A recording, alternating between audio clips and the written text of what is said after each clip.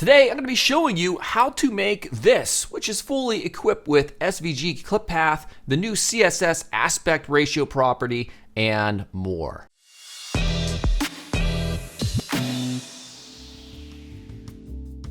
What is up, everybody? Gary Simon here. So today we're going to be creating what I just showed you, and really it was inspired when I was on Facebook and I was scrolling past one of their many ads, and it was this ad right here. I thought this was a really cool graphic, just because, you know, it has a lot of interesting elements to it. Not just the fact that there's zombies and stuff, but the fact that there's like a real nice, crisp, defined geometric shape. But then you have all of the pixels and the photograph inside of it, and then you have the 3D elements that are breaking outside of it as well. So I thought to myself, it'd be interesting to try to recreate this in, you know, a front-end development aspect to see how we would implement this and maybe even have a little bit of animation. Yes, theirs is definitely cooler, but just as a general practice, just to show you, you know, how would you create this in a front-end development scenario? Like for instance, the deer, this isn't just a PNG of this graphic. The deer is actually right here. Unfortunately, I cut its head off. But we achieved this shape over here with an SVG clip path, which I'll show you exactly how to do. And then of course, we also have some other floating PNG 24-bit graphics here with nice drop shadows. We're also able to scale this, and everything stays exactly the correct size that it needs to. And so I'll show you some tricks in terms of how to achieve that as well. All right, so as always, make sure to subscribe and let's get started. But wait 1 second, you're about to use intermediate to advanced front-end development techniques to pull this off. However, you may not be that great with front-end development, and if that's the case, you definitely need to check out the sponsor of this video, which is Scrimba.com. They've recently launched their front-end development career path, which is a collection of courses that cover HTML, CSS, JavaScript, React, and much, much more, as you see. It's over 75 hours of awesome content. There are hundreds of interactive coding challenges, and it's all geared towards helping you go from beginner to someone that's hireable as a front-end developer. So check out the first link in the description below to get 50% off. All right, yes, the floating head is back. So I'm here in Adobe Illustrator, although you can probably use any other vector-capable application for this step. And this step is just to create the vector-based mask, all right, so that we could take a photograph and then we can do clipping with it based on this SVG shape that we create. You know, it can be any shape that you want. I'm going to do, and by the way, there's something going on with my Adobe Illustrator. It's like extremely slow. We'll see what happens. I'm gonna take the rectangle tool. I'm gonna hold Shift-Alt in the center and drag out. The size doesn't really matter, and you'll see why. Now, we see the little border radiuses. We're gonna pull those in. And then I'm going to take these, I'm going to hit Control-C, Control-F to duplicate, Shift-Alt down in, all right. And then we're going to go ahead and up here in Pathfinder, go to Window Pathfinder, choose minus front, so now it's just an empty middle area. And then I'm going to rotate this, like right around here, just for something different. Slightly off angle, okay? And then after that, we don't need a stroke, so we're gonna hit 0. Now this next part is very strange. You're gonna think, why are you doing this? Well, the reason we're gonna do this is because we're going to scale the width and the height to 1 pixel, literally. So we're gonna come up here to width, hit 1, width, and then height rather, hit 1. Now you can't even see it. And it's kind of like a hack thing. In order for us to use this SVG attribute and property that will allow us to easily work with the photograph that is going to be inside of it. That's the best way I can explain it. In fact, I can't explain it very well. It's kind of like a hack. If you don't do it, it's not going to work properly. I will link to the article that I found that kind of does a much better job of explaining it than I can. Then we're going to go ahead to File, Export Selection, and make sure this says SVG. Hit Export Asset. Right now, I'm currently in a folder right here. I'm going to go into the folder that I created for this project, and I'm just going to put that right here in the project root, export asset, and there we go. Now at this point, you're also going to need your photograph. Now, before we get to that part, this is the, I'm calling this deer, my project deer, because it's a deer picture we're going to use. This SVG folder is what was just exported. So it's going to automatically export an SVG. It's called asset one. We're not going to use it. We're just going to copy this path attribute here in a bit. But for now, let's go ahead and also notice we have an images folder. Let me delete that real quick. These are the images I'm going to be using. So we have this nice photograph of a little deer. We have a leaf, and this is a PNG 20. I went very quick in Photoshop. I didn't even bother cutting out this stuff here. And then we have just a few different leaves, okay? All this came from Unsplash. I'll go ahead and link the files here in the description. And so those are the only images we're gonna use, and then this asset right here, and we should be good to go. So we want this to be placed inside of that object that we just created, that SVG element. So let's go to our index.html and let's write out some HTML to get stuff started here really quickly. So we're going to have an overall container. I'm going to use my Emmet abbreviations. And also inside of that, we're going to have what's called a deer container. All right, and then that's going to be a position relative. And then we're going to have child elements inside of it, 4 different images in order to make this stuff work. All right, so then what we're going to do is put an image, a source of images /deer.jpg. I'm just going to give them all the same, attributes. Let's give this one leaf 1. Leafed. Why did I add a T at the end? And then leaf 2. Oh, those aren't JPEGs, by the way. Leaf 3. Change those to PNGs.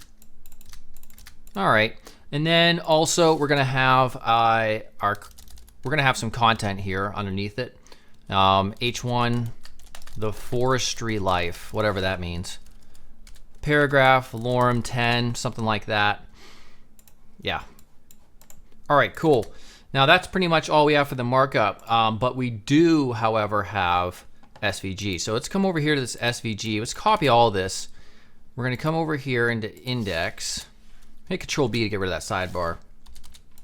So just underneath it, we're gonna paste this, but we have some cleanup work to do. We're gonna get rid of those 3 attributes. We're just gonna have a view box here. We don't need a title. That's something that, oh wait, not an H1, I'm looking in the wrong area. We're gonna put defs. Oh, it doesn't auto do that for me. There we go. Doesn't auto complete it. And then we close that in there, and then we define our path inside of a clip path. So clip path. I know it's all kind of confusing right now, but hang with me. All right, clip path. We also need to put that attribute. This attribute, clip path units equals object bounding box, I believe it is. Yes. And then we also have to give this an ID in order to reference it. So this object bounding box right here helps to do with positioning the SVG, right, in relation to the clip path that we're going to use. So we're also going to give this an ID of just deer mask, and then we will reference that as the clip path when we step into the CSS momentarily. All right, so then that is pretty much it. Let's check and see what's over here. Okay, that's fine. All right, so that's pretty much it. Now, if you right-click Open with Live Server, you'll need the Live Server extension. Of course, we're going to be using Sass, so you're going to need the Live Sass compiler or something else. Let me get this over here. I'm going to open up our localhost. This is what we have. Okay. time to do some work. Okay, so let's make this all work in our SAS file. So first, I'm just gonna copy, did I say poppy? I'm just gonna copy the body in, margin 0, 100, viewport height, font family pop-ins. I've been liking pop-ins lately. I'm not importing it just because it's a tutorial and I do already have it installed. And then background is just a very, just off, kind of like this weird teal off color. And then we're gonna have a container. So our container, we're just gonna do a width of 60%. I'm not really bothering with making this responsive for mobile or anything, although you'll see it does work pretty well. 8M auto on the top bottom, and then we're just gonna center it with auto, and then text align center.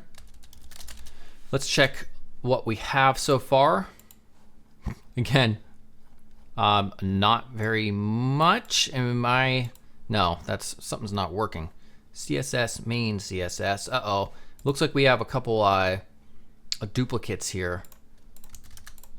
Yeah, we're working within the wrong file. Let's delete that. My bad. There we go. So now if we come back up, okay, now we're getting somewhere a little bit. Awesome. Okay. So now we're gonna take just a couple things that you don't care about, rule sets. Our H1, we're just giving a font size, a margin top. We're not, yeah, all this stuff is very simple. Just that so far. All right. Now we're getting to the exciting part. All right, so we have a deer image, right? Oh, we haven't added classes onto these. We have to add a class right here. So we're gonna put class is deer. Let's just copy this real quick. This is gonna be leaf 1, 2, and 3.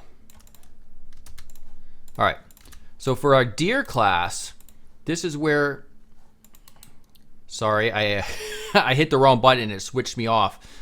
So for our deer class, we're going to have the following properties. So deer, we put in clip path, URL, and the URL is the ID that we gave it, which is deer mask. All right. Let's see what this does just by default. Notice how it's all screwed up.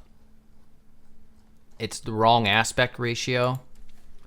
Let's put width 40% just because it's huge right now. Let's take a look at that result real quickly. All right, looks horrible. Now let's do the new aspect ratio, which this will not work in Firefox right now. 1:1. So this is a brand new property for CSS. Look at that. So it works automatically just based on the width that we set. It knows what to do with it. Then we're also going to put object fit cover.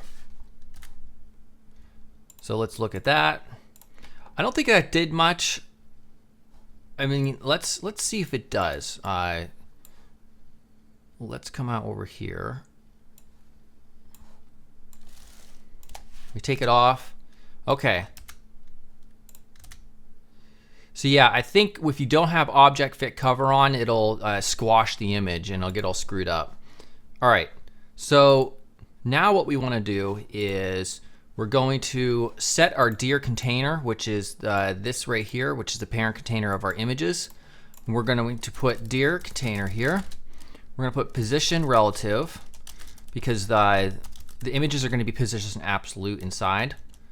We're going to have animation here in a second. We're going to take our leaf 1, leaf 2, and leaf 3, position absolute those. Absolute. Absolute, there we go.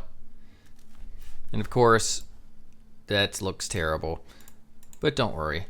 And then we are going to have each one of our leaves individually.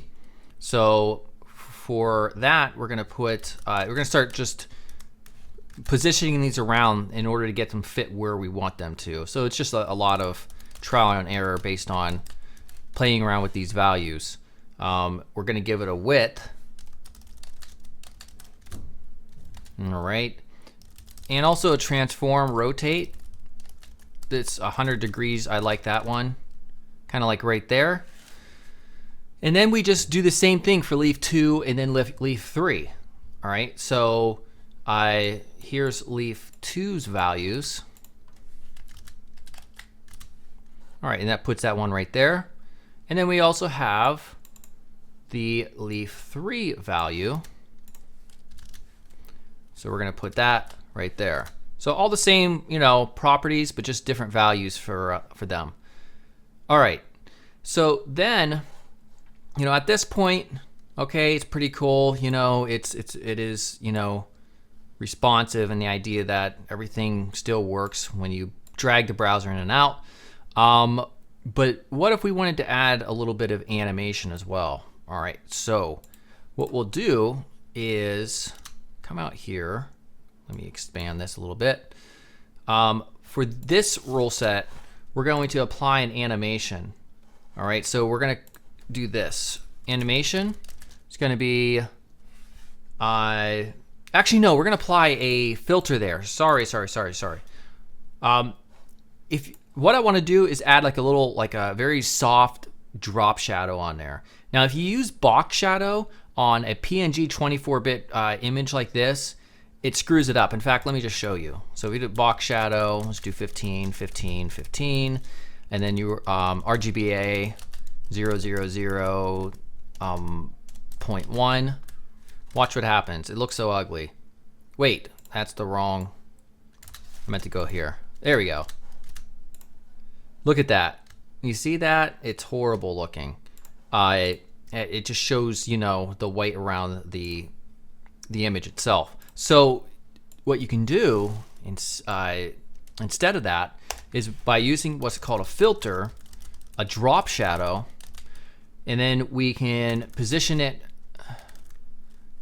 the way we want, which is the width, or not the X to Y, and then the blur 7 pixels, RGBA 000, and then we'll put 0.5. Now it works. Look at that. Now notice how this one, like these two are fine, like they're the way the drop shadow is positioned underneath, but this one's on top, and that's because I have this weird rotation on it, and so it's rotating the filter as well. So to remedy that, I just override that on leaf 3 with different values right here mainly, the X and Y. So if we save that, now it's down here. Now, if we want a little bit of movement in those, we can apply an animation. So for our animation, we'll have one on, actually no, we're gonna remove that one. We're just gonna do animation specifically on each leaf. So we're gonna do an animation here, up, down, 5 seconds, infinite, alternate, reverse.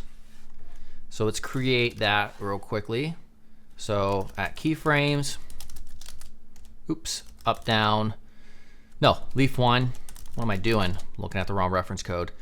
Leaf 1, we're gonna have a transform here of, oh, I'm being stupid. From, there we go, transforms. Wondering why wasn't it not, why is it showing in the property in white? Transform, translate Y, we'll start from 20 pixels above. And then also, we have to keep the rotate property as well. Otherwise, it will override it. So it was, if you look at leaf 1 up here, it'll say rotate 100 degrees. There we go. So we're starting from that. And then we do 2.